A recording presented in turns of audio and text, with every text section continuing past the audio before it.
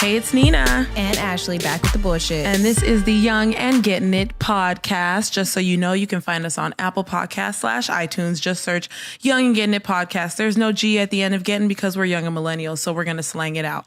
Also, you can find us on SoundCloud.com/WeAreYAGIP.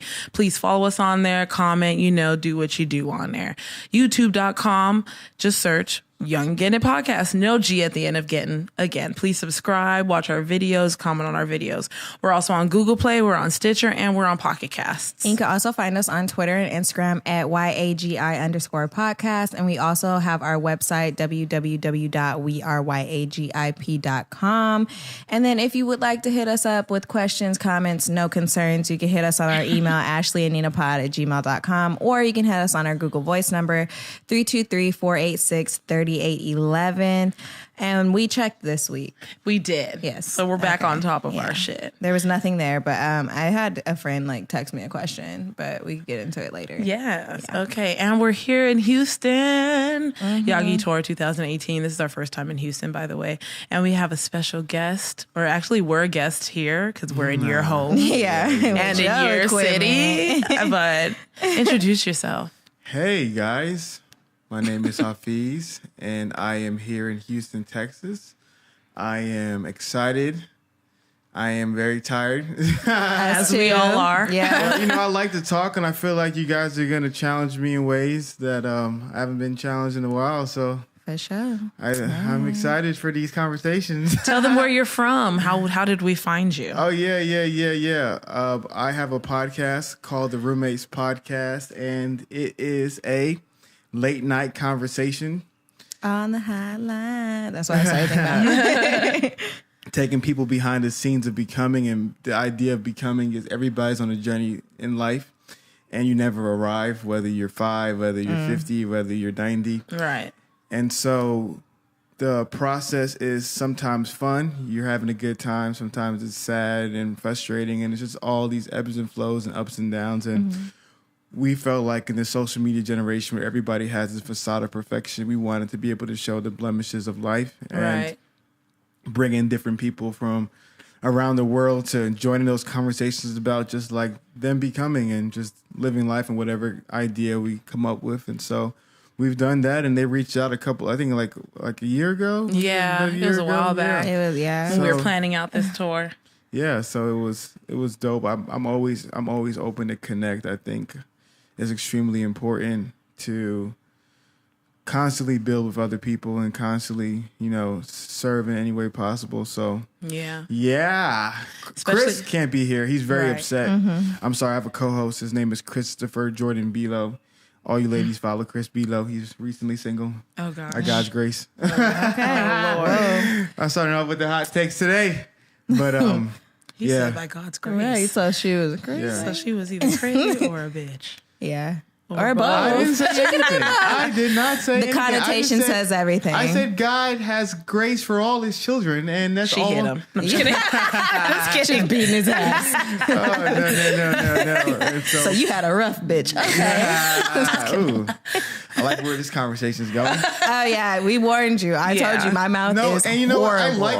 I'm telling you, if I like that. I just like people who can just be themselves. That's just my thing. Yeah.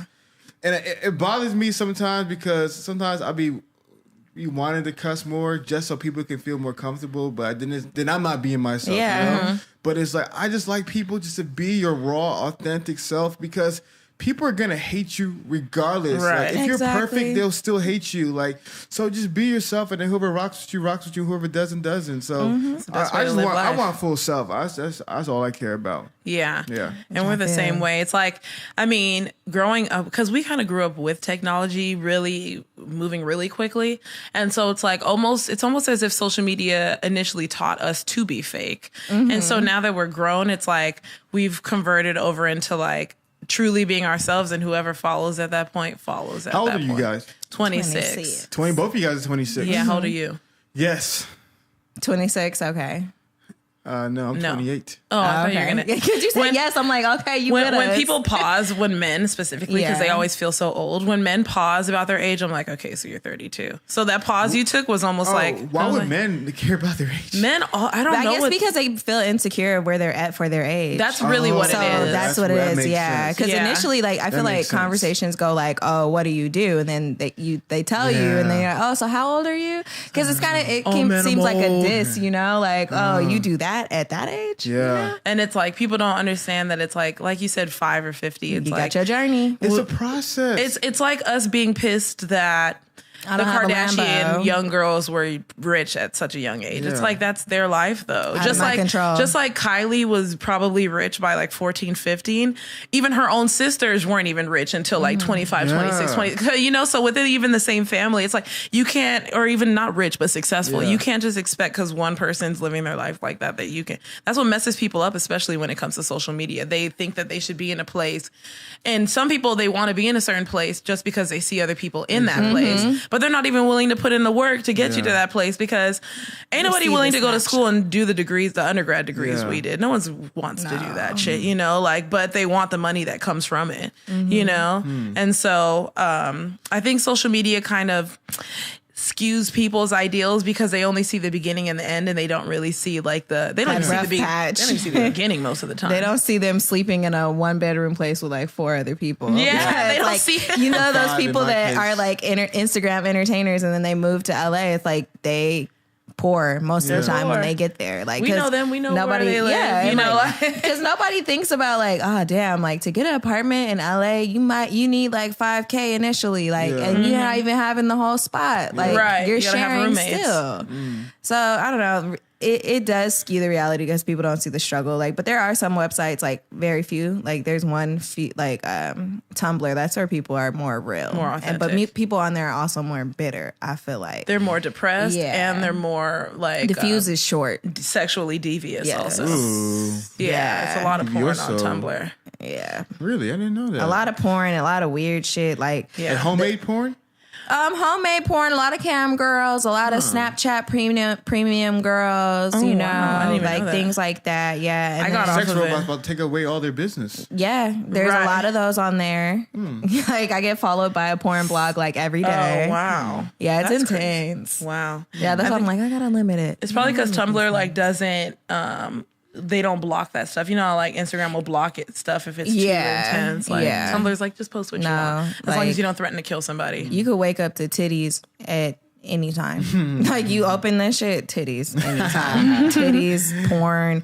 So like the weird story I saw this morning is like somebody was like, yeah, I love waking up feeling violated. Like I love waking up with somebody's come on me and I don't even know Whoa. what happened. I'm just like, wait, what? What? That was somebody's story? Yeah, like and like some of these, I'm like, I don't know if you're being for real or if you're like, you What want is your some guess? attention. Do you think That's do why you- I had to say do you sexually think devious. It's because it's an anonymous place that people are comfortable being their true selves, or do you think they're putting on a facade just to seem cool when they're really not living that kind of life? It depends on what type of Tumblr user you are. So they're like those people that are Tumblr famous, where they're famous because of how they look. Like, so they have a lot of followers. People always ask them yeah. questions.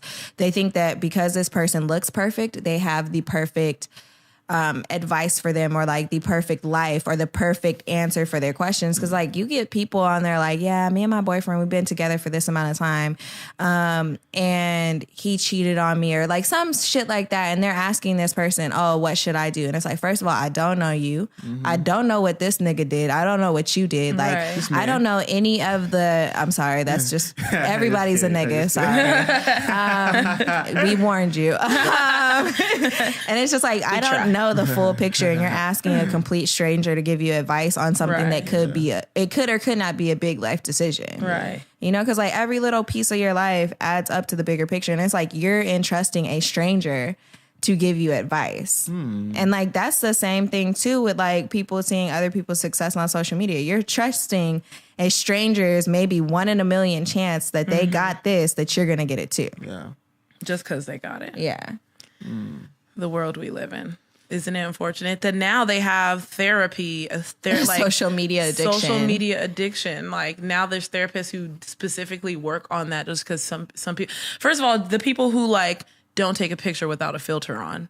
You know, it's really crazy how some people legit will not post a picture online unless they have a filter on them. And it's like, it just shows. And now they actually said the rate of plastic surgery facially has increased, where people are coming in saying, I kind of want to look the way my filter made me look and not who like I actually. Facetune. Yeah, they make your eyes bigger and they make your face skinnier. That's interesting. I had an interesting take on this. Go ahead. Go ahead. We want it now. Go ahead and piss off the women to start off the morning. Yeah, why not? Let's do it. I love getting spicy. Let's go. Yeah. But no, I realized that most people, let's see how I was processing this. I was thinking that when it comes to like your physical appearance, it really is extremely irrelevant in the grand scheme of things. It's extremely irrelevant. Most people don't see it. So I had this, let's go women, then we'll go men, then we'll go people in general. Because I think women is a big thing. Like I think for a lot of women, for some women, it's about feeling good about themselves. I'm all for that. You know, it's all about your personal happiness. It's your life. It's your body. Do whatever you want. But for the people who are doing that to maybe get people to like them more, or even to get men to like them more, it's like this thing in which if a guy can get a girl who's very pretty, and that's why he got her, 9 times out of 10, he doesn't have just one. You know? Yeah. And like I've always said, like, it's like when it comes to beautiful women, almost everybody would want them. Barely anybody has them, but the people who do have them all, you know, because like the guys who have the money, who have the status, who have whatever it is to attract these women, they're not taking it in little by little. They're taking it in excess. Yeah. And so you having this face, oh, she has this face, and even if your face is prettier than hers, she can just be different. You know, I remember I was watching, listening to one of those housewives who was on Van Lathan's podcast and the Red Pill, whatever he recently did. Yeah. And she was talking about like, man, one of her whatever basketball player husband she had was cheating on her with these like ugly girls. And she was like, you know, why was he doing that? And it's just like, sometimes it's just different, you know? And so it's like this sense in which like, whatever you're really trying to change your appearance for, it just doesn't really matter. Like things really won't change. Yeah. Like, you might get more attention, but retention's still the same. It all goes back to who you are as a person. Like if your personality is trash, your face still gonna be trash, mom. Because if it's just she's pretty, there's 7 billion people on the planet. Let's say 99% of people were ugly, right? If 99% of people are ugly, if I'm doing my math right, there's still 70 million beautiful people. Right. You know? So it's like, what does that even mean? It like, means nothing. It just means nothing. And so I just think it's extremely unfortunate. And as a man, you know, I'm gonna take one for the team. We definitely contribute to this super unhealthy culture that makes a lot of these women do all these surgery. But like I said, I'm not gonna tell somebody what not to do. But I really, really wonder that if nothing would change about your life besides how you feel, would you still do it? You know? And I remember you guys made reference to it earlier about K. Michelle. And I was listening to one of her interviews way back, and I was just it broke my heart. Yeah. Because she made a comment on the Breakfast Club that she still felt ugly after the surgery. Yeah. You know? And so she just was fucked up, man. Yeah. She was doing a lot. She did a lot. She took her ribs out. She took 2 ribs out to make her waist smaller. Yeah. And to me, it's just like, if you really understood how much it's not gonna affect your life in the long run. In the short term, yes, you probably get more attention, you probably get more bookings, you probably get some photo shoots. And she got a man, and what'd he do? He cheated on her. Exactly. With some other girl probably looks just like her, paid the same money for surgery. And so I think it's extremely unfortunate, and I think it's just like when you really, really understand it, because I was at Walmart, and you need to go to like a hillbilly Walmart, like in Arkansas or Missouri. And I'm not just trying to be mean and just and Courtney gets mad when I do this, but you just some ugly, physically ugly people, right? They look messed up, like 200 pounds, like just like God gave them a lot of gifts. At this point, looks wasn't one of them. Yeah. But they were happy. Like, they found somebody to be happy. Even if they didn't find somebody to be happy, because I'm a huge advocate of not being finding person to be happy. Right. But they were happy themselves. And they were good. They have a good life. They have good friends. They have a good kids, job. Yeah. Like, whatever it is. And it's like, you see these people, like, and it just doesn't matter. Right. But we spend so much energy, time, money, energy, 75 pictures just to have one. Like, it doesn't really matter. So, and then you don't even post them because you're still too self-conscious. Yeah, it just doesn't, like, in the grand scheme of things, it doesn't matter. It doesn't matter. Yeah, it's even like, that's kind of why I make a extra point that if I see somebody attractive, I don't just give them my time of day just because I think they're cute. I go off of energy too. I can tell people's energy. You can tell when someone's attractive and they're cocky, and you can tell they're a shitty person. Yeah. You'll never catch me speaking to them, or you'll catch me speaking to them for a second and then finding out that their personality is trash and walking away. Yeah. It's like when you actually pick people out based off of their vibe or their personality or their energy, they typically aren't, like, not saying they're unattractive, but they're typically not the most attractive person in the room. They can still be fine, beautiful, handsome, but they're usually never the most attractive person in the room, because usually even though there's people who are just beautiful and great people, like me, usually it's like, you know, you gotta feel that way about yourself sometimes. Self-love is the most important love. Yeah, it's like it sucks with women, because they're not only are women trying to look good for men, but they're also trying to look good for other women. I once heard, I'm curious about your thoughts on this. I once heard women care more about other women than they care about men. I actually think that's true now, because we're at the age where it's like, it doesn't matter what we look like, we're getting hit on every day. Yeah. You know, like, we can come out in some sweats and some sandals and a sports bra, someone's gonna hit on us, you know, like, or we can wear sweats on sweats on sweats, so we're gonna get hit on with no makeup on, you know, so you're definitely gonna get me on that one. Yeah, like, and I know I found out recently that, like, some personality types find makeup registers to them almost as like a lack of intelligence or a lack of self-esteem, which makes sense because it's like, I don't like makeup. Yeah, most people don't. I like wearing it because it's fun, you know, but it's because I actually enjoy putting it on. Yeah. But it's like, we're also trying to have clear black skin. Yeah. So and obviously makeup don't promote that. So it's like, on a normal day, it's funny because it's like, when I go to work, whereas like a lot of people put on makeup to go to work, it's like, that's where I don't put on makeup. Like, because that's an 8-hour shift where my skin could be healing and getting this cocoa butter and all the stuff I put on. Get my moisturization. Get my moisture on. Yeah, like, this is a good maintenance time. But yeah, society has kind of fucked people up to where it's like, and now, oh my God, girls in high school who are like 9th graders and even 8th graders know how to do their makeup have a full face of makeup on. Yeah, we didn't even have eyebrows back then. You know, like it's society is definitely changing, but the men who choose women based off of the makeup they have on their face and not off their normal face usually end up cheating. on that point about how you said you usually found a correlation that a lot of times the most beautiful people aren't usually the best people. I had a theory on this. So do you know how, like, it's very hard to find somebody who was born filthy rich who's just not spoiled? Because like their whole life everything was given to them and like they never really had to try and to work hard.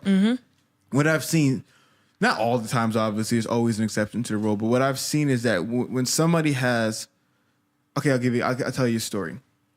So my pastor had 3 daughters when he and his wife first got married. They had 3 daughters. Then they had a son, and his son was like probably 3 years old, and his son could not talk.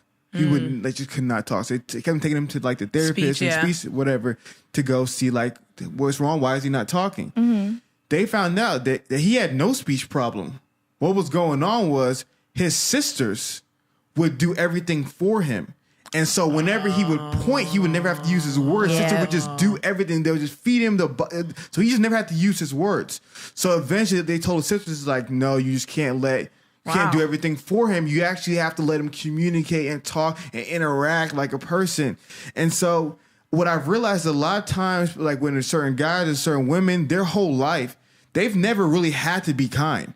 Like, they've never really had to be like respectful to people. They've never really had to care. They were able to continually disrespect people and never get in trouble for any. Get whatever they want. Get whatever they want. Still be treated nicely. Exactly. And yeah, that definitely happens. And to people. I saw like it's not everybody, but I've seen a correlation that, especially like, you know, then you especially you see with like celebrities and stuff like that, like you can just be a total asshole and then people still will want to talk to you, want to spend time with you, versus us real humans. I don't like to call us normal, but like just real human beings. Yeah. We've understand that if I'm an ass, you guys are going to get up and you guys are going to go back. Right. You know what I mean? You're not going to put up with nothing. So it's like there's a level of respectability that we have to give one another that helps build our character, that a lot of times when people are just spoiled, whether it's material goods or, you know, physical endowments or whatever that may be. Yeah. They don't ever have to use those skills. Yeah. And I remember I saw a post where it was like, women like hate being objectified for how they look in their bodies, but all women do is post their looks and their bodies online, and it's like, and men hate gold diggers, but they get good jobs and nice cars to get women. How do you guys feel about gold diggers?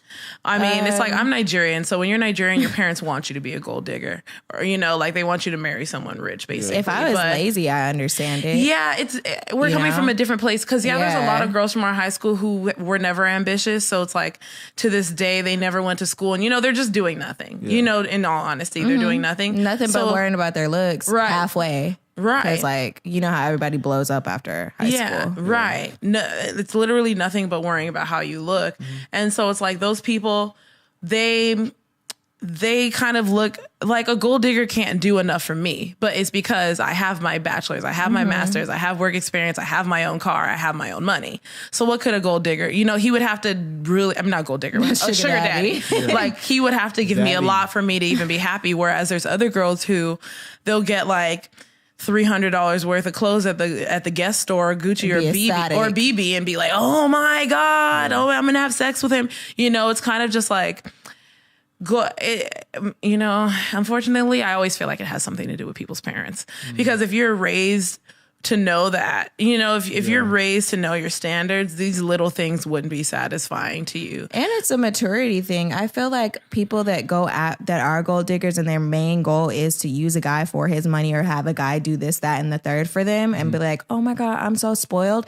It's a childish mindset. It's like, well, something wasn't fulfilled for you as a child and you never got what you wanted. And now you're out here preying on men to get that. And you're probably lazy too, because you just drifted through things and didn't really try and work things out for yourself, didn't try and provide for yourself, didn't try and have all these things for yourself. You were always looking for somebody else to give them to for you. And that also pertains to people with looks, because they were just given everything. So they continue to, and that's why if you notice, every basketball player, every celebrity, say most black celebrities or black male celebrities, you'll see them end up with someone who's like extremely pretty. And it's not like, some of them have degrees, some of them are smart, some of them are all these great things. I just can't believe all of them are good people. But some of them have nothing going for them. They just, their ex-boyfriend was another basketball player, and their ex before that was another basketball player. So it's just like, they never had to work for anything. They always had boyfriends. And it's like, unfortunately, when I notice it, it's always these dark-skinned men getting not even light-skinned women anymore. It's crossing into just Hispanic and non-black. So you look at all these famous black people's wives, except for like people who don't cheat like LeBron, you know, like I'm just gonna sue me. Why were you laughing at that? Because it was funny. Yeah. Oh, literally, like you don't think LeBron cheated? No, he's wholesome as fuck. Like that man, I trust him. I see that. I can see him doing it because men fuck up. Yeah. And we understand that as women. Like, and so it's like, I could see it happening and her working it out. And they're just, I'll say this, they're a very happy couple. And I could tell every marriage has their problems, but they are genuinely happy with each other, you know? At least that's what they show. Like, that's what they demonstrate. And his woman is dark skinned, you know, coincidental. But it's like all these other celebrities, like, it's like, it used to be like, oh, dark-skinned men only date light-skinned women. But now it's crossing into, as soon as a dark-skinned man becomes famous, he ain't even dating black anymore. Do you think that is culture? Like, there's cultural reasons why these men are dating outside of their ethnicities? Or do you think it is colorism, that they think certain women with lighter skin pigments are more beautiful than the other? I think it's a little of both. And colorism is cultural. In the black community, has always been colorism. Yeah. And there's always been a different treatment of lighter skinned people in the black community.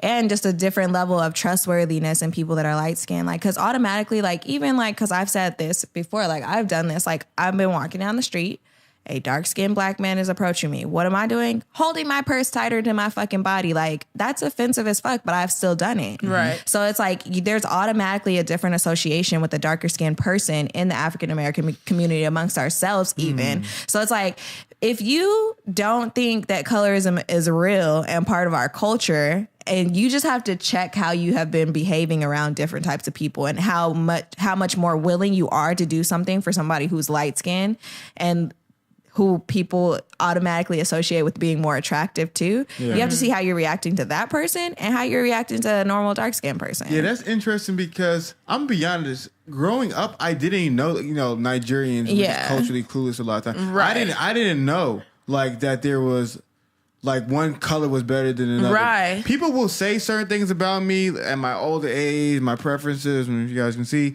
But I never really had that. Like I couldn't understand that because I just couldn't understand how one pigment was better than another. Right. But I definitely can't, like, as I've gotten older, got mature, understanding colorism, history, and all that types of stuff. When even going back to the days of slavery, I've understand that a lot there's this subconscious teaching in regards to black men.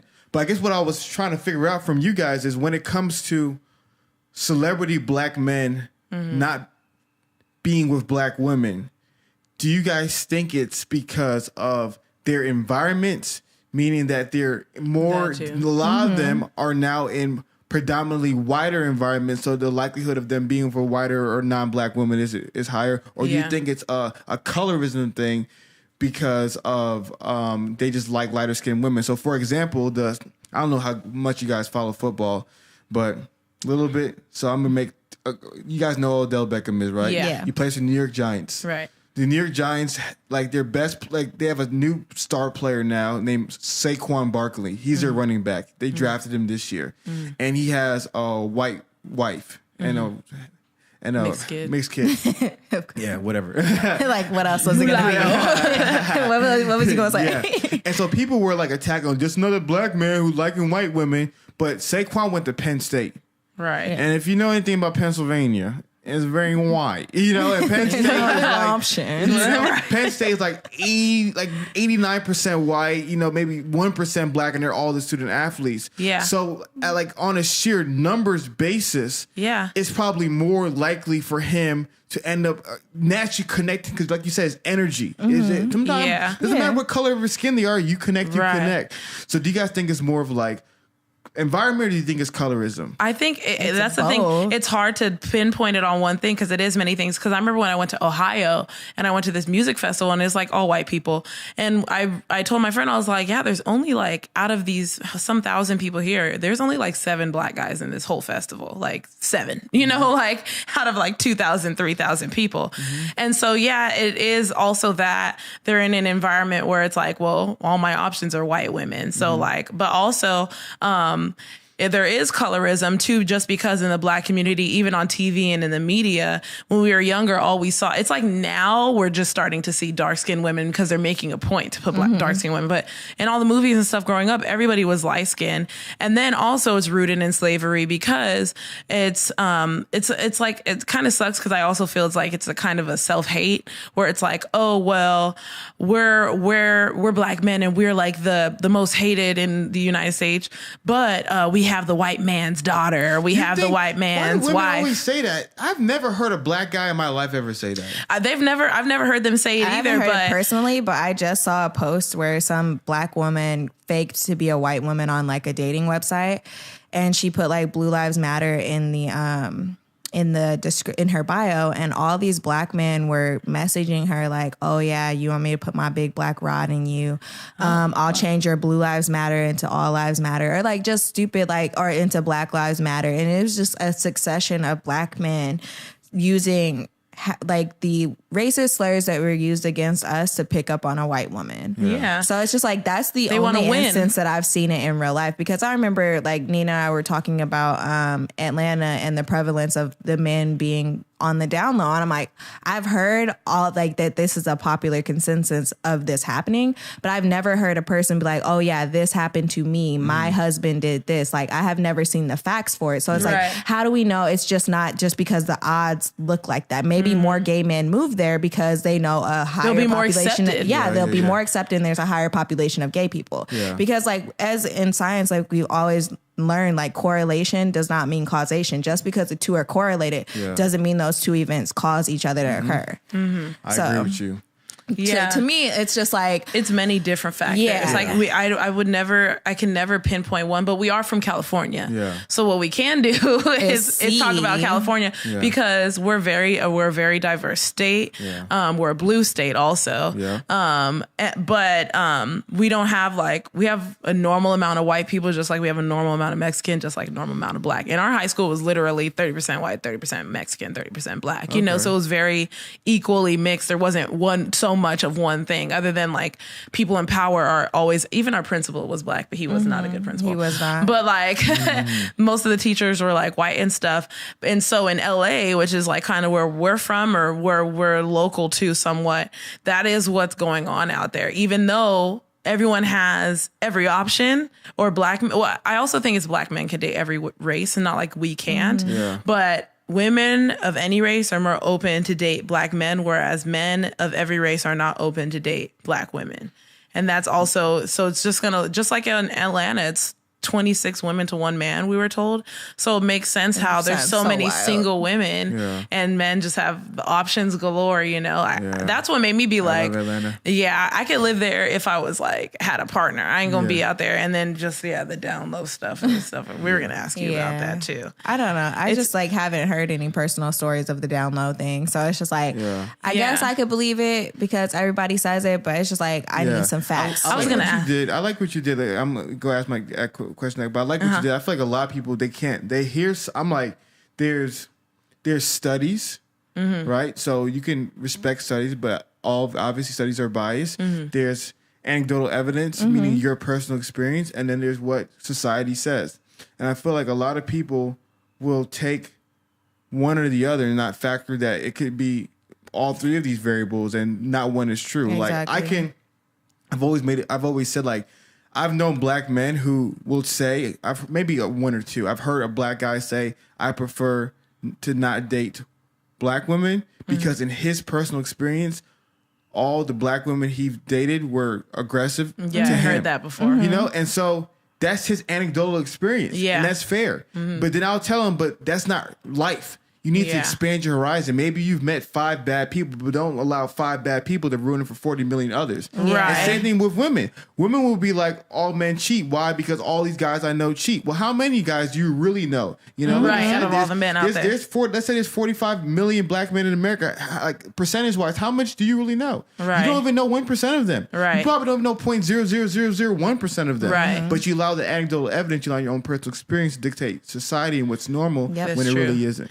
We can be free birds. And I feel like part of like the discourse of like always talking about who black men date causes the problem too. Because, you know, like when somebody complains about something you do and it's like you don't care about their opinion at all, you're like, well, I'm going to do it more now since it pisses you off. Yeah, right. Like, true. I feel like that's also a card in the whole scheme of things because it's like, yeah, black men may be dating these women, but it's honestly, it could be the environment, like you were saying. Like for these richer people, if you're in a richer area, you're definitely going to be exposed to more people that are upper class. Right. And from the statistics that we have seen, not a lot of black people are in those classes of being in upper class. Like when they used to fire Taye Diggs up, and Taye Diggs met his previous wife in a movie set. Yeah. Right. You can't get mad at him. He's in Hollywood. Like there's not a lot. We all know it wasn't a lot of black people in Hollywood in the early 90s and having to connect with a human soul in a movie set. Yeah. It doesn't mean he hates black women, but did you see his interview on the Breakfast Club where he was like, I'm not gonna date white again because of. So remember that the Breakfast Club quoted Van Lathan's podcast. Okay. That's where he originally made those statements. And on Van Lathan's podcast, he got a little bit deeper into it. And he was talking about all that hate and attacking and nasty things people would say to him just because of that one choice he's ever made. Wow, that's so crazy. By the way, what did you get your degree in? Broadcast journalism, but I was terrible at school. I hated school. Oh, we hated school Yeah. too. Yeah. Just wondering. I barely made it. Yeah. So what are you trying to be? I am. Oh, what I mean, yeah, Appreciate that it. is. You are. Love it. But what is your career goal? Just what I'm doing now. I've done everything I've ever wanted to do in life. You're a podcaster. I know Well, that for sure. Successful podcaster. Yeah, success is subjective. Right. Yeah. In my subjective, successful. Yeah. So I've done podcasts. I've done TV. I've done film. Yeah. I've done radio. I've done teaching. I've done coaching. I've done writing. I've done everything I want to do. I've always tell people all the time, like, they say, oh, like, what do you do? Who are you? Like, people always ask, what do you do? I just say, I just do whatever I want to do. And that's an honest to God truth. Like, if tomorrow I decide not to do the podcast anymore, I won't do it. I'll do something else. I'll go to Hawaii and start surfboarding. How do you secure the bag though? Like, how do you make sure you have money? Especially because a lot of our listeners are from California. So Yeah. it's like when we look at houses, we're looking at, as 26-year-olds, we're looking at $500,000 homes because Yeah. that's the best we can do at this time. I got a great point on that. Here's the thing about securing the bag in houses and financial stability. I don't believe in macroevolution, like monkeys turning into people, but I do believe in some components of microevolution and some components of what Darwinism talks about. And one of the things, survival of the fittest. So with the idea of survival of the fittest, if there was a bunch of deer like grazing in the area, right? And then all of a sudden there's no more food. The deer that leave that area and find a new area survive. The ones who stay and just complain and whine and think everything is a problem, they're the ones who die out. Right. So to me, life is all about chasing opportunities. So many people, they get stuck at home. Yep. They get stuck, oh, I'm from this town. I'm here for the rest of my Right. life. There's no jobs here. Right. Well, do you know in Ohio, do you know in Miami, do you know Okay. in Buffalo, like there's opportunities, but most people are just uncomfortable of doing that, Leaving. of leaving. And change is uncomfortable. And so for me, I kind of have a stability thing where I'm working on, but I've moved every 2 years. Every time I want to do something new, I just move and I tried it out. And so I have no problem with moving for a job opportunity. Like people say there's no jobs. It's very hard to get jobs. I don't deny that. Right. If you're just trying to get into your town. Right. But if we're talking about, like, let's just be honest, if you believe in yourself, we're talking about America and you have 51, whatever, Puerto Rico, 51 states. Right. Like, you have a lot of opportunity to try. And then if we're talking about the world, because there's a lot of international jobs available, there's a lot of things for you to try. So if you're willing to move and to sacrifice, and like you said, to maybe live in an apartment with 4 other roommates and deal with the issues of life. And the actual hunting for the position people aren't willing to do. And like I said, for me, I'm able to be so comfortable with absolutely nothing. It helps me leave. So for people who are like, yo, I need a nice house in this neighborhood. I need this kind of couch and furniture. Yeah, for you to be able to pack up and leave is going to be very hefty and pricey. But for me, I try to keep like as minimalistic as possible. Yeah. So that helps me transition if I want to personally leave and do something else. So I need to That's stop buying just me. shit. Right. Yeah, I just feel like to your point about earlier about being a young adult, man. So I was hanging out with Andrew and Akash the other day, and they at Flagrant 2, and they made such a great point. And Andy Mineo said it when he was on my podcast last week as well. And he made a point where you really don't know who you are until you're 30, if that. Right. Like when you're 20, you're figuring life out. One of my old pastors, he described it like, he said, when you're 20.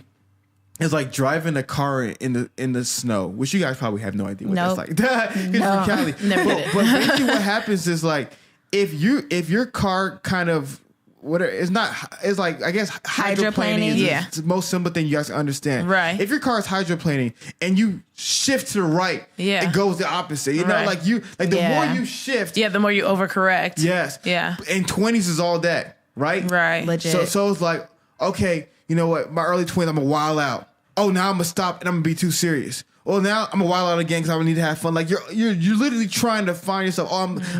People say I'm a loud woman. Now I'm gonna be a quiet woman. Well, now I'm not quiet. Now I want to be. You're trying to figure yourself out. Right. So I feel like your 20s is a place to become.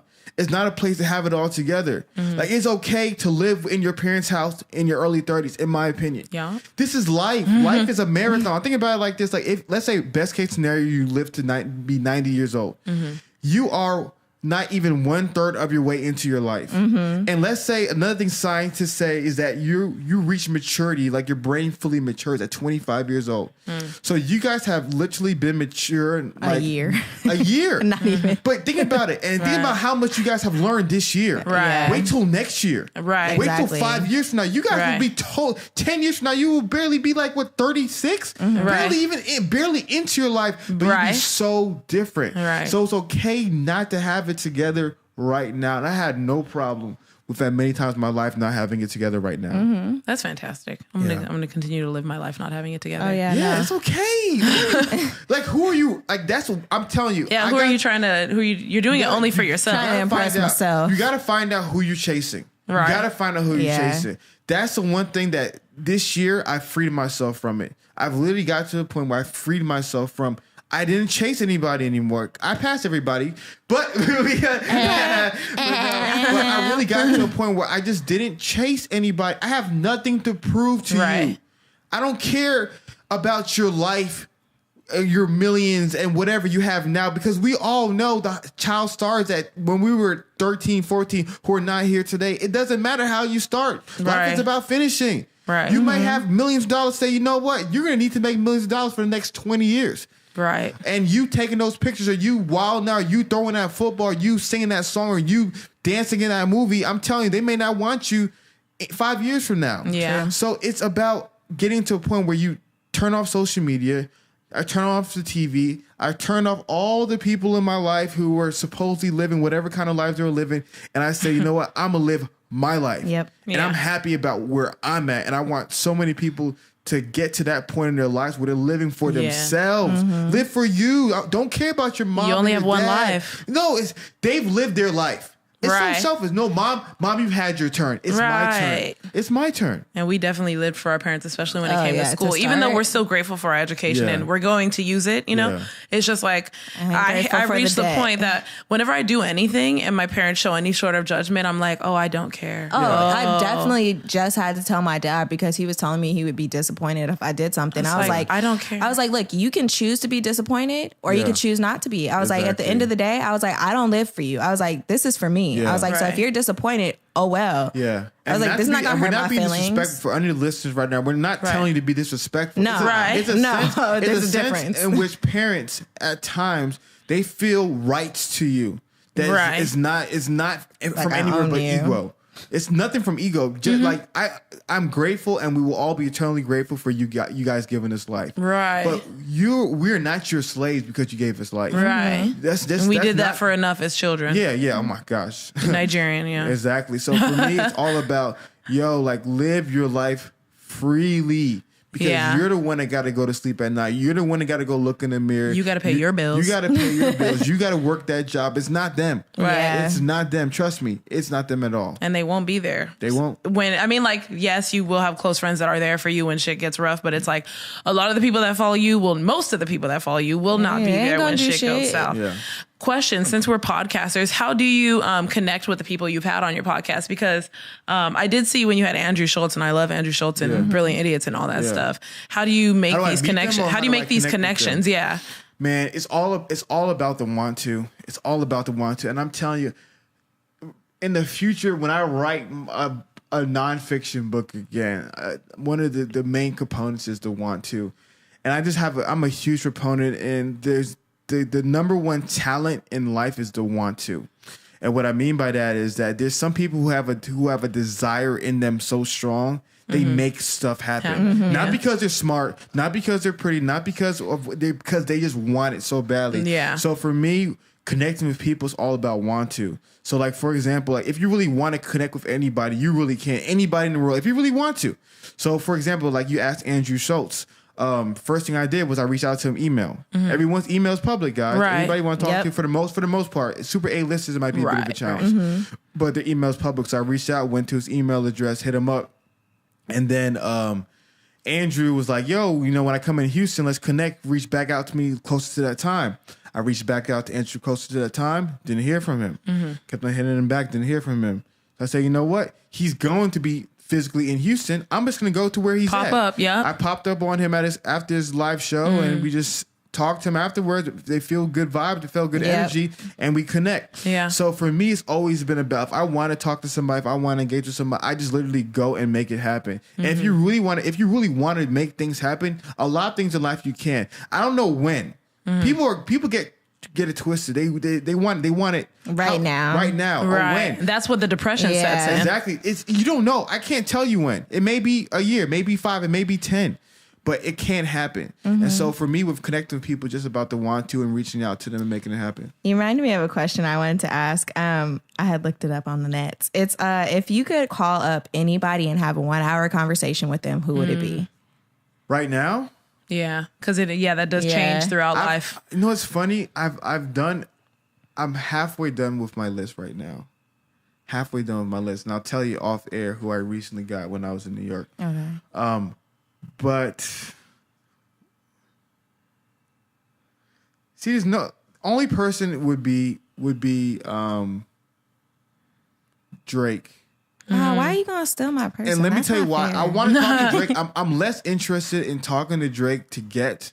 I'm more interested in talking to Drake to give, because I really, when I see Drake, I may be wrong, because all we're seeing of Drake is what we see of him. Right. But for what everybody I know who've told me, like who know him, he's a really beautiful person. That's what I hear. Everybody tells me Yeah. that. Everybody who's like a lot of people we know him personally. Like, he's a beautiful person, and I feel like he's a beautiful soul, like Michael Jackson is. Like Michael Jackson is, who's so conflicted because he's just this humongous megastar. Right. And I feel like, man, he just needs more people. Not saying he doesn't have it, but like a friend. Like, just to give him life. Like, I'm be clear. Like, a lot of people, I've realized I don't want to be their friends. Right. Like, I'm just like, I don't really care to be your friends. I have so many amazing friends right now that I really don't manage very well. I don't have time to be putting somebody else on my schedule. Right. But I really do want to give him life, because I feel like he's given me a lot. And I feel like he's giving a lot of people a lot. And I would like to just give him life and just let him know, you're an amazing soul, and like, don't let anybody tell you otherwise. And so that's why I would pick Drake. What about you too? Yours would be Drake, right? I would probably pick Drake too, just because he's like my friend in my head already. And it's just like, I don't know, his eyes just looks a little sad to me. Yeah. And it's like, I want to understand, like, what is it about you? Like, I just want to get to know him on a better level. And it's not to be in a relationship with him like most people would like. It's just like, I would just like to know you. Yeah. I'd like to know who the real version of you is, and not this persona that everybody sees you as. Because and she's a super fan. All these rumors, like my screensaver is this man. And you're going to go see him. And I'm seeing him when we get back. I'm going to see him on the 20th. Oh, wow, that's awesome. So I'm excited to see him and rap all his songs. But I don't know. Yeah, like you said, I feel like he is a beautiful soul, and it's just like, I feel like there's more to him than what I can see on like the surface level. Yeah. And I want to know what that is. Yeah. It's gonna happen. Mine is, it's hard. Like, I'm just trying to think of one, because there's not just one. Because I have such an entrepreneurial spirit. Mine would be more of just like, please just give me gems. Just drop. Whenever people drop gems, I write them down to absorb, or like, if you're there, she writes it down, So it's hard. Like, the first one that popped in my head was Oprah. Yeah. But it's like, because she went through so much trauma. She went through so much. Yeah. Hers was rough. Oh my God. That's what people don't realize either. Like, these people that are successful went through some shit. They went through so it's like, if you're much. going through some shit, just think about this. It's like your character development chapters. And like, when you get to the end, you're going to be like, oh yeah, I'm a boss. Yeah. And so she, not only can she drop facts about like just how to be a stable human being, but also probably like, I like learning from all different types of people, because everybody knows different ways to have a multiple stream of income, which is why I asked you the same thing. Like, what do you do? Because every time I ask people that question, and people do say that's an LA question. Because when you're in LA, you say, hi, my name's this. Hi, my name's this. What do you do? Like, that's how every LA conversation goes. It's a way for them to form a basis of how they're going to treat you. And it's like, if you think about it, you in LA, I can't say that everyone does this, but like, people do judge based off of their response. Because if someone says, oh, like, what do you do? Oh, I'm a biochemist.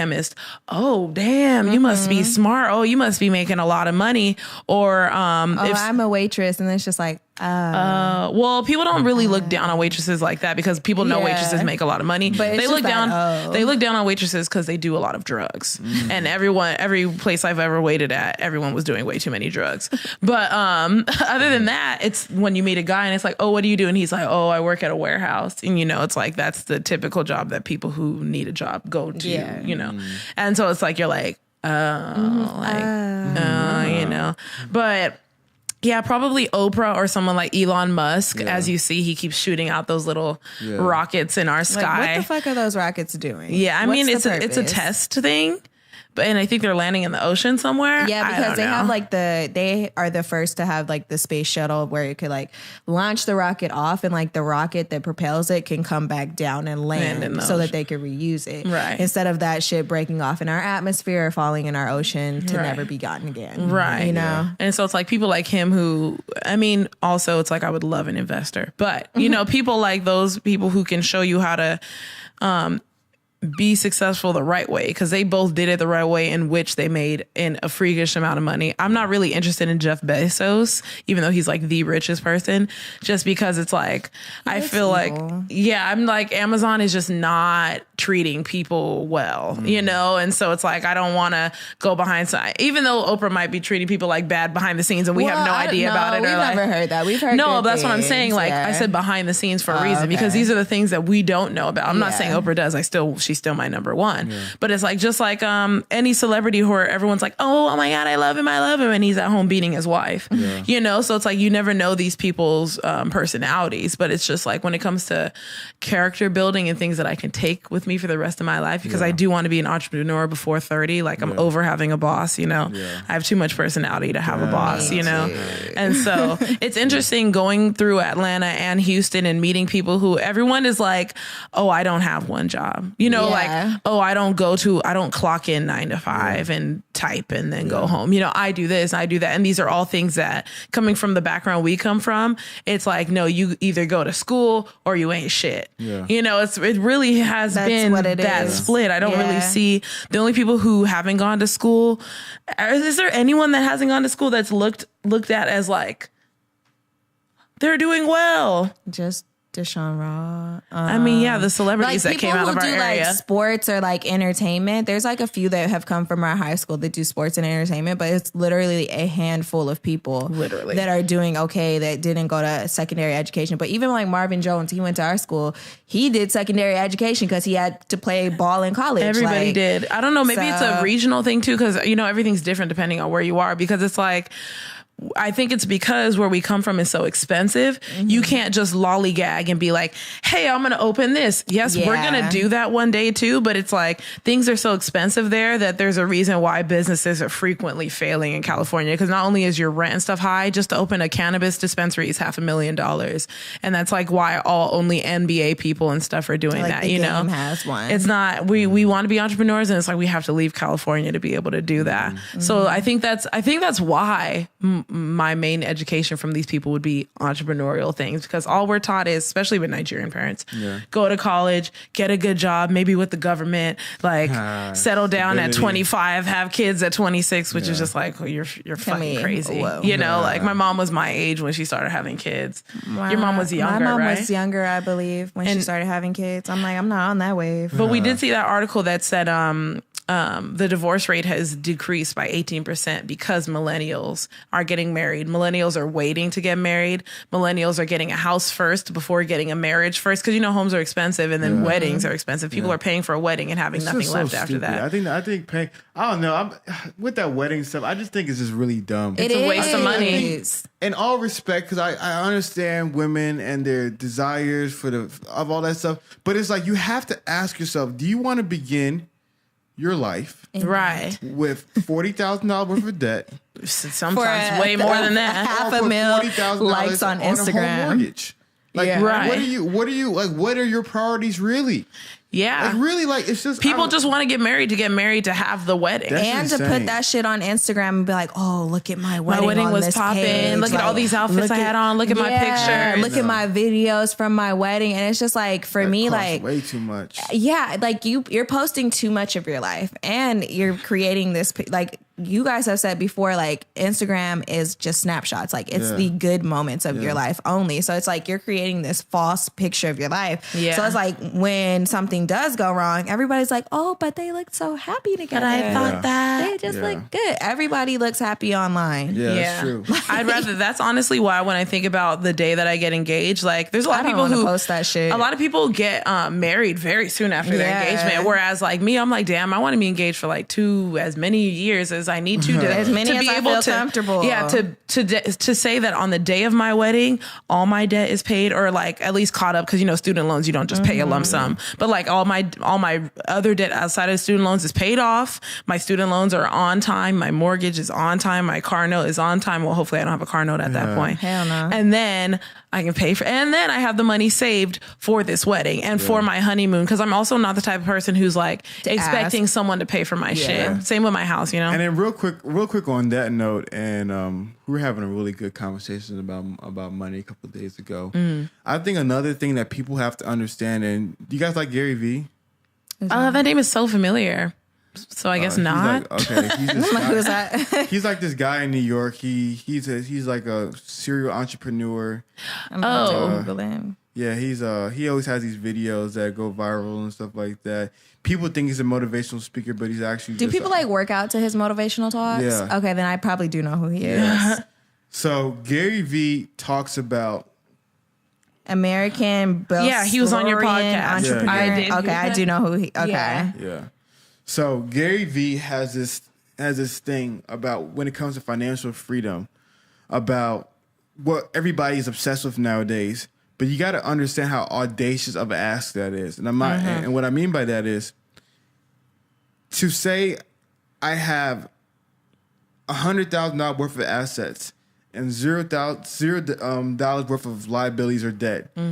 How many people in the history of humanity have ever achieved that? Like in the 1%. history, like if that, like in the history of humanity, have achieved that. Everyone has liabilities. Everybody has it. Like nobody has lived in this much with just this clear green all the time. So it's an obsession that I've seen our generation have.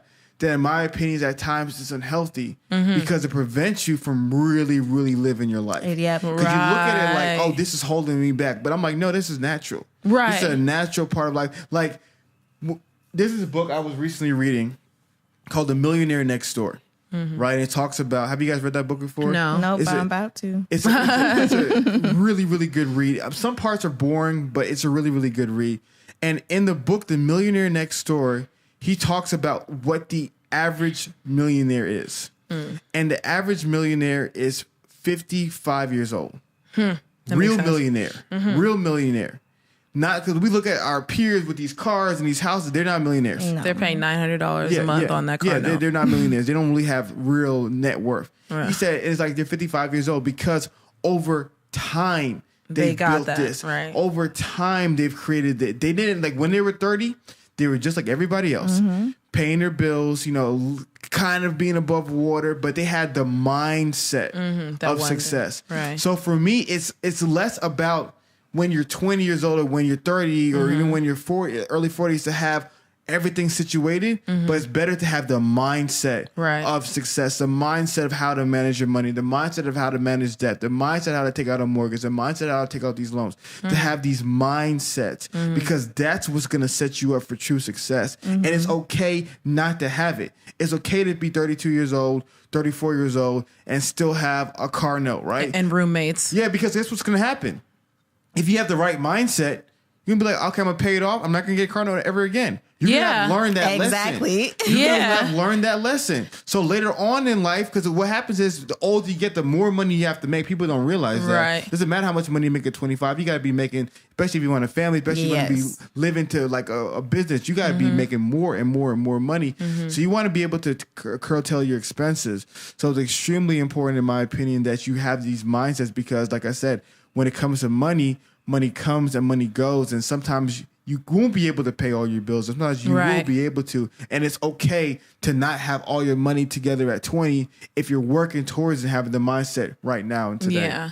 I think that's what I've been talking about this lately, how it's like I'm able to be happy because I remember how broke I was when I was 18. Yeah. And I remember how less broke I was at 22 and how less broke I was at 23. Yeah. And everything's relative too. Yeah. So I consider myself to this day still broke, but not as like my bank account ain't empty, but I'm not where I want to be. And I'm not even where I should be for even if I wanted a family. So I consider this for what we want. I still consider this broke, just as when I was 18, I considered myself broke.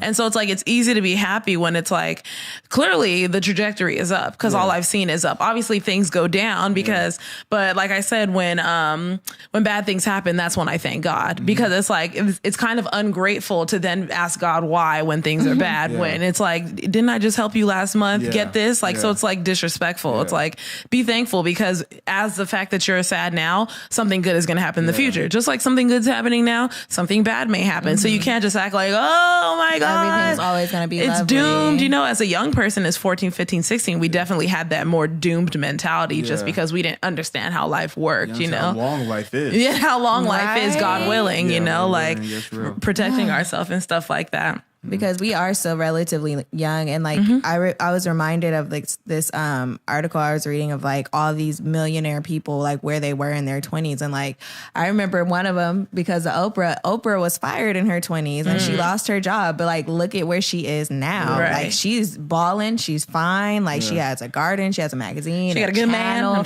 Like doesn't she have a whole network? Like she's out here living, and it's like in her 20s she didn't have her shit together. Yeah, she had a baby. She got fired. And I'm telling people, if you get anything from this conversation, it is okay to not have it together, because the key is that you always got to have a plan. You always got to learn. And that's the learning process. That's what really, really, really makes an impact and really starts making a change. And so it's okay to make all your mistakes when you're 20. It's okay to make the financial decisions and the blunders. Don't get stuck. Don't get stuck because you feel sad one day. That's the worst. That's the worst. I feel like failure should piss you off.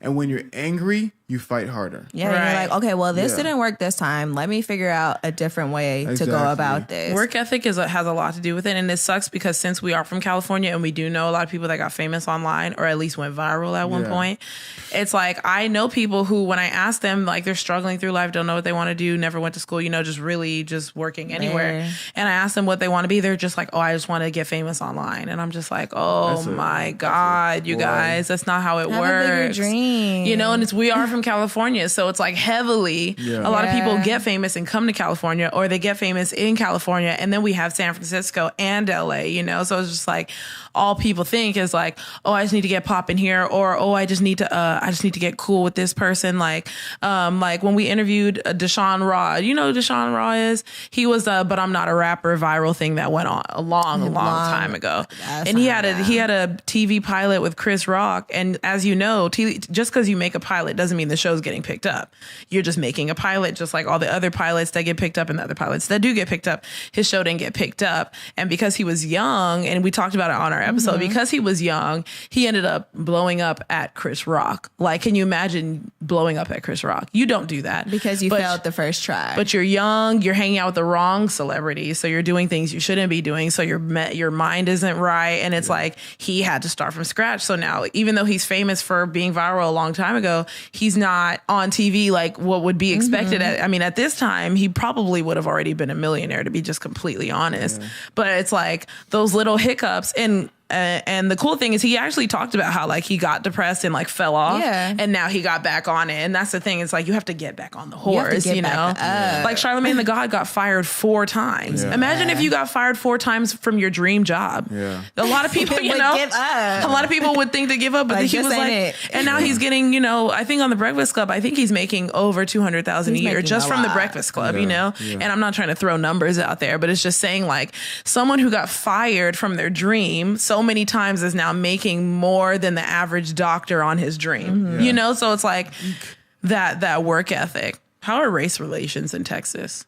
It depends on where you're at. You know, Dallas and Houston, in my opinion, is really dope because it's like a huge melting pot.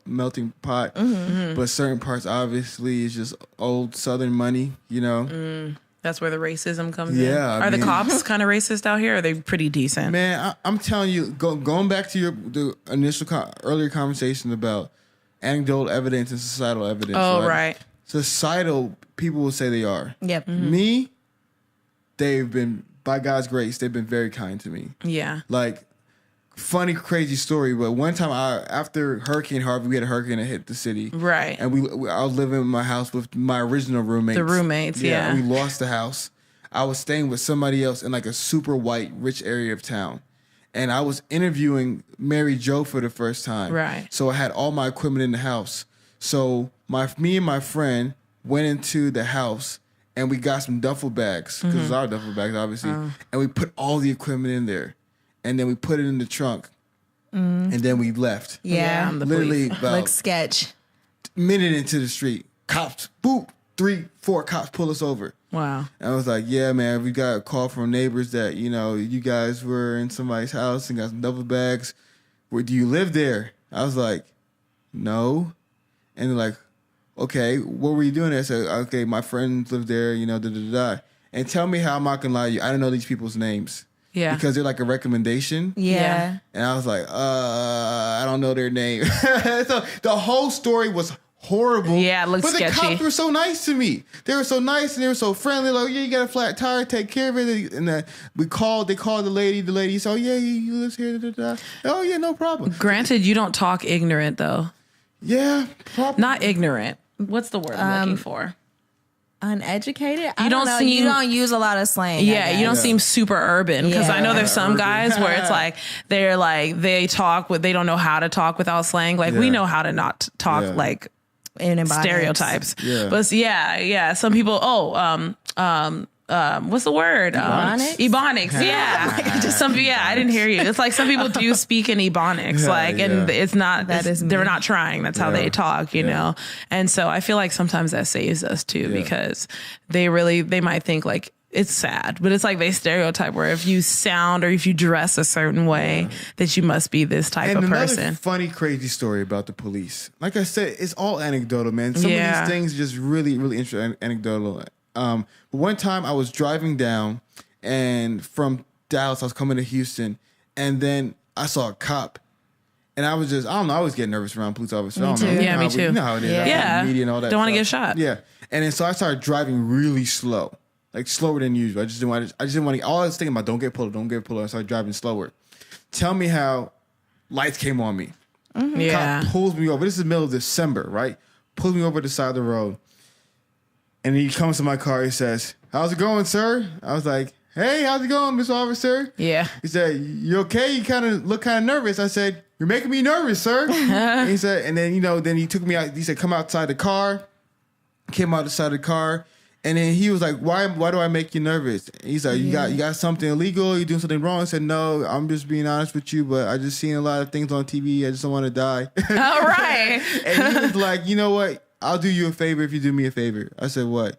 He said, he said, don't treat me how TV paints me, and I won't treat you how TV paints you. Mm-hmm. And then, so instead of, he was running because he said you were driving slow, whatever. So instead, like while he was running my plates, he actually let me inside of his car. He didn't even have to. He said it was cold outside. He let me inside of his car. He said he gave me something to drink. We're just hanging out while he's running the plates.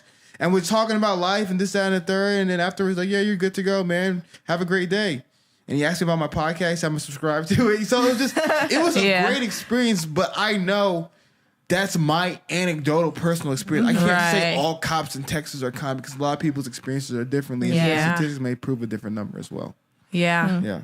Do you get tired of like having, like, not having to be black, but like race being like the center of like a lot of discussions and a lot of issues?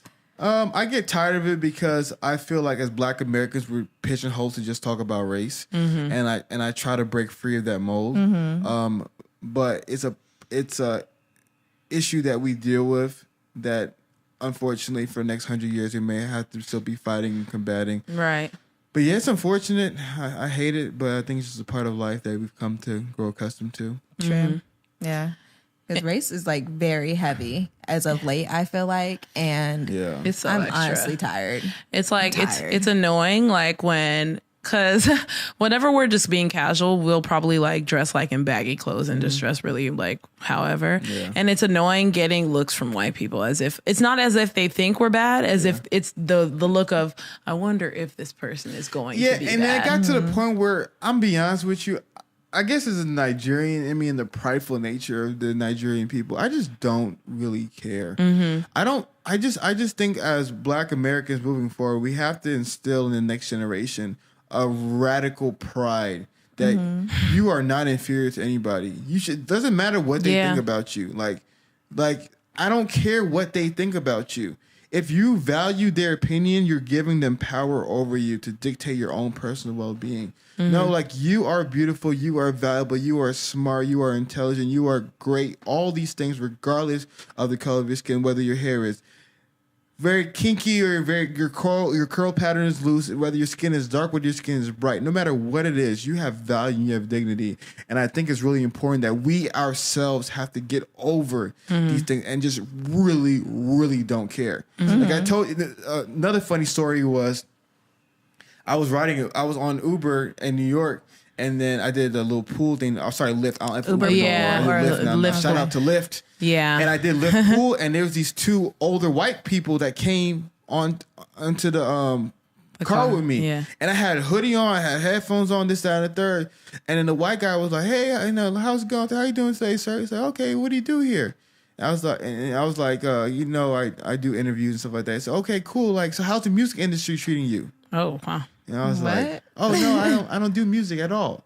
And then I just started talking, and then like we had a great conversation. They subscribed to the podcast, and they loved it, but I didn't take it personally. I was like, "Oh, he's just uneducated. He doesn't understand nuance. He probably has never had a conversation with somebody like me." And I just transformed his life. So for me, I've taken it like, I don't take these things personally. Because I don't think I'm lesser than. I just think you're in a sense lesser than for not knowing the difference. Yeah. Because I got headphones on doesn't mean I'm a rapper. Yeah. So I think it's like a level of ignorance. Like exactly, they weren't aware. and it's their fault, it's not ours. Right. Like true. because you're wearing baggy pants, I think you're somewhat of a like. That means something wrong with you. Yeah. That's something wrong with them for not having the intelligence to see clothing is simply clothing on back and skin. Right. It has nothing to do with character and competency. Right. Very true. Yeah. I definitely agree with that. And so like that kind of, something you said in there is like about not caring about what other people think basically. So do you kind of agree with the statement, I feel like you do, that the opinions of other people are none of your business? Opinions of other people that don't matter. So that don't matter are none of your business. Let me clarify. Okay. You guys are close friends, right? Yeah. If she tells you something, how much does her opinion matter to you? It depends on the day and what it's about. Like, that's funny. If it's something serious going on in your life and she said she's spoken to it, would you kind of care? Yeah, I think more than like the average person, right? Exactly. Yeah. So to me, people say I don't care about what anybody says. It's the wrong people, because the right people you have to care, because we all need somebody in our corner to be like, "Yo, you're wilding out. Yo, that's not the way to go." We have to still be able to listen to a voice outside the voices in our head. Yeah. So I agree with you about the opinions of other people is none of your business. Like I don't care what you have to say, unless you're important to me. And I think we need to make our circles smaller and then value certain people's opinion. And then in regards to people like on social media, stuff like that, none of my business, I don't care. It doesn't mean anything to me. But my family and friends, I care about what you have to say about me. And that's another thing I see on social media too. Like people, I feel like people already aren't themselves, but social media makes it even worse because like somebody will be on their video and they'll be like, "Oh, what do you guys think I should do next? Oh, should I do my hair this color? Oh, should I go here? Should I kick him down the stairs?" Like if it's a prank video and this, that, or like those weird videos. And it's like, why are you vesting what you do with your life in some strangers that you don't know?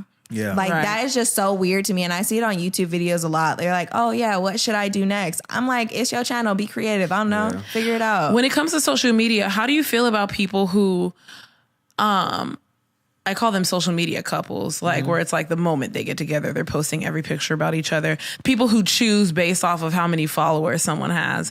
Like, have you noticed the correlation to where it's like if someone is popular on Instagram, somehow they end up with someone else who is popular on Instagram? Yeah, and sometimes I try to not. I always say never judge somebody's intention, because you never want somebody to judge your intentions who don't know you. Mm-hmm. So I try not to judge your intention. There's two things that can happen in that situation. One, sometimes it's the level of life you're living.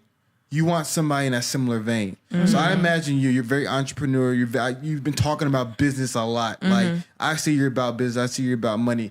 If I see you with somebody 5 years from now, if they're not about business, about money, I don't even see it working out, in my personal opinion. Maybe I'm wrong. No, you're correct. So I feel like somebody will look at you like, oh, why is she with so-and-so because he got all this money? No, it's nothing to do with he got money. It's like, I'm living my life like this. They're a business person. If you're not living like this, I don't get it. So in regards to social media, some people is like, I'm a YouTuber, you're a YouTuber. I'm a fashion model, you're a fashion model. Right. I understand it like that. But then for some people, it's like they're shallow. So they have shallow expectations. So they like shallow people as well. True. So I don't know the intention, but it can be either or, whatever makes you happy. Yeah. That's things like that are good to talk about, because when people have opinions, they typically only think about what they know of or just the side they've heard of, as in like ignorance also, because you just weren't made aware of the other side. But that definitely does make sense, because I have noticed it's like the people I'm attracted to are business people, and the people I'm attracted to coincidentally end up wanting to start a business too, you know? So it is a correlation. You also said you used to live in Atlanta for a long time. I lived in Atlanta from 10 to 21, I think, 22, something like that. Oh, okay. Oh, yeah, shit. And so we've had light conversations about this the whole time we were in Atlanta. Yeah. And the population we heard is about 26 women to 1 man. Something like that. How do you feel about like the down low population? Because when we were looking at men, like, we were noticing like, oh, like you look straight, but you also look like you could dabble if you wanted to. And I'm telling, and me, it's anecdotal, it's experience, and it's statistics. Statistically speaking, Atlanta's like San Fran when it comes to like, you know, gay men. That it's a lot, but in regards to the whole world, it's not as much. I love the point that you brought up that sometimes it's like people go there because it's more friendly, it's more safe. Right. So in regards to the down low thing in Atlanta, I think scientifically speaking, men are less sexually flexible than women. Yes. So I don't personally see that being as big of a thing as what they say it is, especially in Atlanta. It's like, you don't have to be down low. You know what I mean? You can like, be gay. Like, you can be bi. You can be gay. There's nothing like, I don't get why would you have to hide in Atlanta. The black community, though, those stigmas are strong. But what I'm saying is like, I agree with the stigmas and all that stuff. But what I'm saying is that in Atlanta, why would you pick a girl when you have all these guys if you're like that? You know what I mean? Right. Why would you waste your time and energy? Not saying some people do. Some people are that concerned about what other people think that they do these things. But in my opinion, it's not as many people, in my opinion. But who am I? I don't got the numbers. From my opinion, my experience, that's what I would say. But other people can say otherwise. Yeah. And then I'm thinking too, like, since we already have this preconceived notion that men are on the down low, we have these rose tinted glasses on when we go out there and you see a man. Atlanta guys they're very feminine in regards to the way they dress and the way they kind of, because remember, there's not a lot of men there. Yeah. So a lot of men are feminine because they're just not around a lot of masculine energy. And then they're raised by women. And they're raised by women. And then a lot of people like these guys that like fashion. They like European cuts. They like stuff like that. So there's also a feminine kind of feel in the atmosphere. It's more metrosexual. Yeah, metrosexual, colorful hair. You know, some guys will even rock the nail polish here and black there. nail polish. So it's a kind of a weird kind of environment that can seem one way, but when in reality, something completely different. Perspective. It's all just a viewing. Like, we didn't interact with a lot of the men out there, and you can't go up to somebody like, "Oh, you on the down low? Are you gay?" Yeah. No, all you have is to take somebody in at face value until they prove something to you otherwise. Yeah. I feel like every man we spoke to was gay, but there was just a lot of gay people at the place we were at. Exactly. And I think it's because the area we were in, we had gone to Afropunk. So a lot of the guys there are going to be gay. Yeah. And then when we went to Trap Museum, we ran into one guy that was gay. So it's just like, True. It's just a crowd. Yeah, it's where you're at. And then what, like, you're expecting to see when you go there. So if you expect to see something, you're more likely to see it unless you go into something blind and you're like, okay, I'm gonna just take this at face value, see it for what it is. Yeah. So, you know, there's some bias. Yeah, because you could really look at a guy with like European cuts and be like, oh, he's gay. And then if you actually spoke to him, he's like straight and has been married for like, you know, 10 years. For 10 years and has kids and stuff. Yeah. I really don't know. Yeah. Do you have any additional questions? Do you have any questions? No, I think I really enjoyed the conversation. I feel like I asked a lot, and I feel like I learned a lot. Minds have expanded. And it's like great getting like a different perspective from a man that's not in California because they some of them, you guys think differently. Like I've realized that people that are not in California do not think the same as people in other states. Yeah, and California's its own country, in my opinion. Yeah, it's not like Florida though. Yeah, it's not like Florida. Florida is some whole different shit. Yeah, Florida's an interesting place, but it also is probably perspective. Yeah, true. It's what we've heard about Florida man. Yeah. So that's good. Okay, so let's do our Look at God and our ICU universe. You are a man of God, so we're going to do Look at God. Okay. It's just our segment where we say something good that happened to us or something we're grateful for, you know, things that are coming. Okay. We call it ICU universe because we also respect people who don't believe in God. Okay, bet. Do you want to go first? I'm trying to think of one. I'm trying to think too. I mean, I could say this is our first time in Houston. Okay. So it's nice to kind of visit because we looked at houses yesterday. It's kind of nice to visit the place that people have continuously told us you should move here. But we also have heard good things about Dallas. So it's like, obviously at some point we need to go up there. Yeah. And we heard it's like, do you prefer Dallas over Houston? All day. Yeah. Okay. So all day. That's what we've been hearing from basically everybody. So that's also nice to be able to travel because that we just didn't do it because we were in school for so long. Yeah. So this is the last day of our trip. So it's bittersweet because we've been on vacation for 6 days. And so it's like I am looking forward to being home. Whereas usually we get home and we're depressed that we're back home. Yeah. You know, this time we're like, I want to go home. I want to lay down and I just want to see my friends. Yeah, I was like, I want to see my friends. Like, I want to see all the good barely people. Called him the whole time. Yeah. So, I mean, that's a look at God that we made it safely after that Spirit flight. Oh. That's awesome.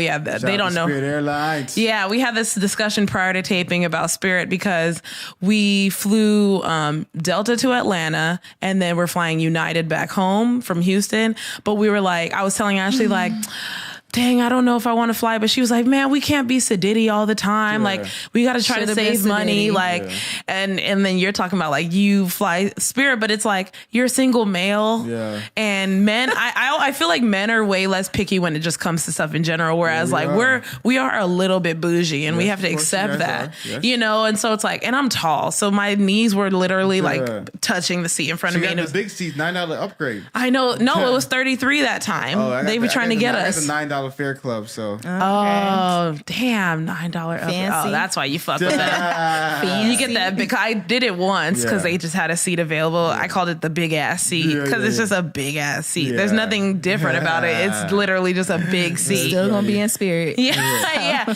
And the only thing is like we were saying, it's like for how small and skinny that plane is, there are so many seats. And that's over anything else. Like, she didn't like the turbulence and the takeoff and the landing. Yeah. And it smelled like gasoline. It smelled like gasoline. The inside of the plane smelled like gasoline. While we were taking off. And we're like, okay, so what engine is about to blow? But I just got uncomfortable looking, because we go through the front entrance and we're in the back. And it was like looking at how many people they're squeezing onto this plane. Not to talk about all of our carry-on luggage. It's like, I was like, oh, this is too heavy. Reminds me of Aaliyah, you know, and I'm just like, this flight's too heavy for us. Oh my God. And then on the outside of the plane, it says, we have the youngest fleet in the United States. And I was like, you mean the least experienced? Like, that's what you're trying to tell me. Funny. So we're thankful that we landed safely and survived. Amen. You know, God is good all the time. All the time, God is good. But we respect Spirit, but probably will not fly it again. Just because we are sedity. Unless I get on the $9 fare club, we get that big ass seat every time. Maybe one day. One day. But yeah, look at God. Look at God for all this good food I got. Oh my God. Yes, because like literally every place we went to had some bomb ass food. That's real. And so I'm like, Callie, you not hitting with this? They played us. Because it's like, I haven't had grits at a restaurant that tasted this good. Best fried chicken I've ever had in my life. Buttermilk Kitchen in Atlanta. Amazing. The best. Breakfast Club in Houston. amazing. And then I just like that I'm getting to meet new people and have new experiences and get more diverse opinions from people, because that I feel like is really the way that you grow. Is the more opinions you're hearing. That's and awesome. The more perspectives that you're getting on life. Because a lot of the times, like when I'm listening to a podcast or just doing something and somebody tells me something, it's just like, wow, like I really never thought of it that way. Yeah. Thank you for opening my eyes. That's dope. That's awesome. Well, look at God. I achieved all my goals this year. Hey, that's good. Yesterday. That's amazing. Got my last one off the list. Do you have a vision board or an actual list? I have a list. I have a list here. I have a list on my computer. I have a list on paper. Okay. Knocked them all out this year. Super excited about that. Ready to create some more goals. And what do you think that you did differently, other than, I know you did talk about earlier how like you're just persistent, but like what made you reach those goals? The biggest change of this year, and if the video cuts out, guys, I'm sorry. It's okay. We can fade out. Fine. Yeah, that's fine. All right. The biggest thing this year that transformed my life was perspective. I'm telling you. And it was positive perspective. And for people who may not think in terms of New Age spirituality, whether it's good or whether it's bad, it's not even just New Age. This is just simple universal truths. So what I tend to do is I feel like when it comes to the Bible, whether you believe in it or not, I think there's wisdom in any book. I personally believe in the Bible.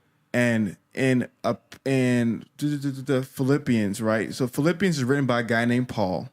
Paul would travel Europe, like teaching people about God, right? And so Paul went to a place in Europe called Philippi. Philippi, I believe, was in Rome, or Philippi was in Italy. So while he was in Philippi, he was in prison.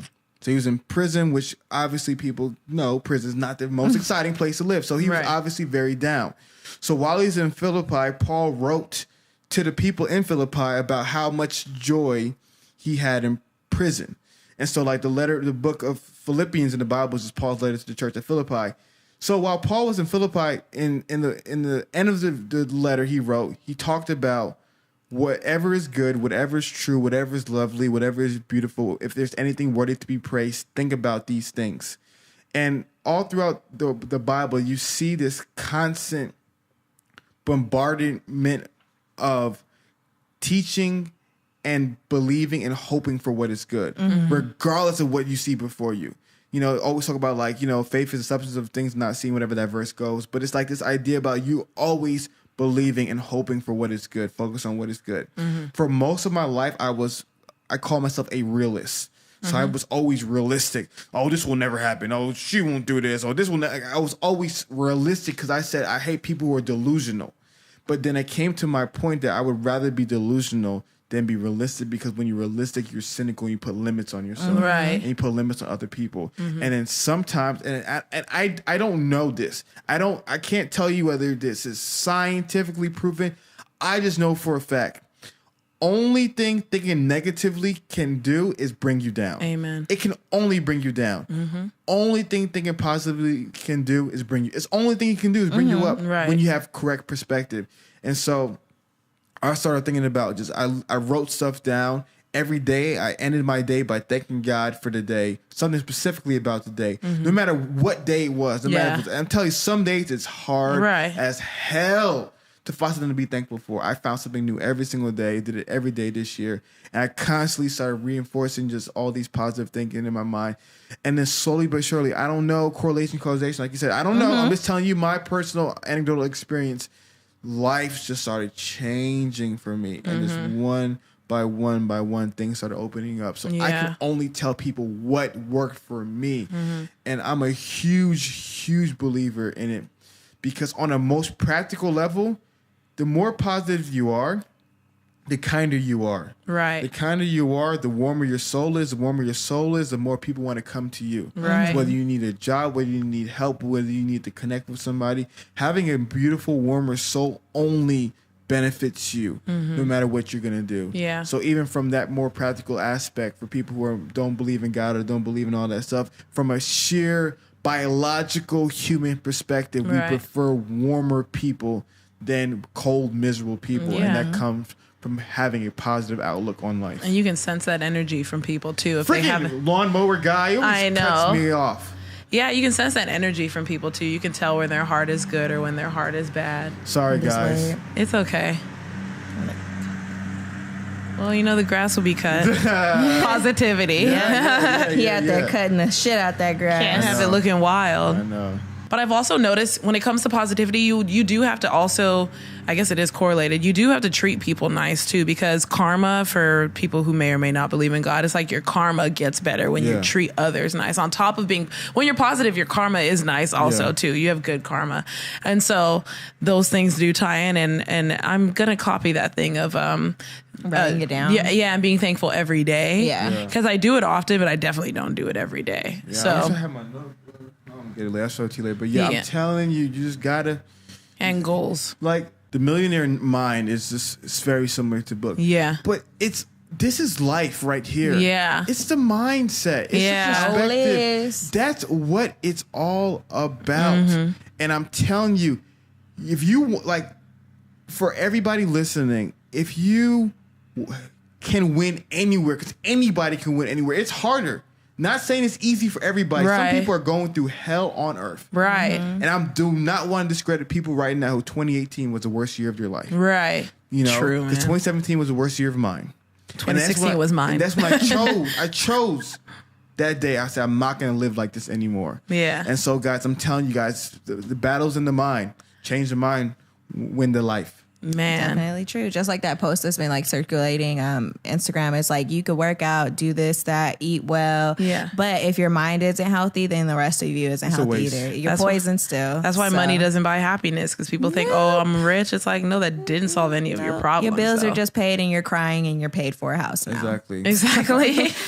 Exactly. So this is a good time to wrap up. Thank you very much. Thank you, for ladies, collabing with us. We appreciate it. Awesome. And we love your podcast too. So thank you. It's very fantastic.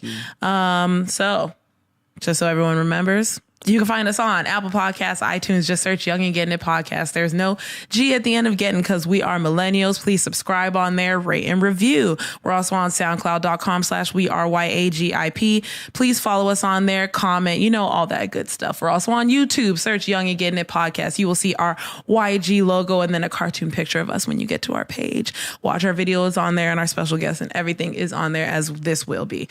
Also, we're on Google Play, Stitcher, and Pocket Casts. And we are also on Twitter and Instagram at YAGI_podcast. We have our website, www.weareyagip.com. And then if you want to hit us up outside of the social media and outside of our website, because you could do that there too, you can hit us up on our email, ashleyandninapod@gmail.com. And we also have our Google Voice number, which is 323-486-3811. Your phone ringing. But it's all good. So, see, that's a sign. That means it's time to be done. Call us on Google Voice. Yeah.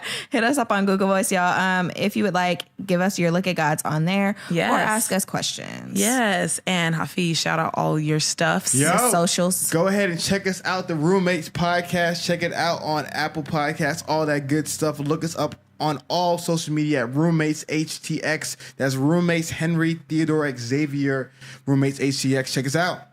Yeah. Right. And cool. we're out. Bye. Adios.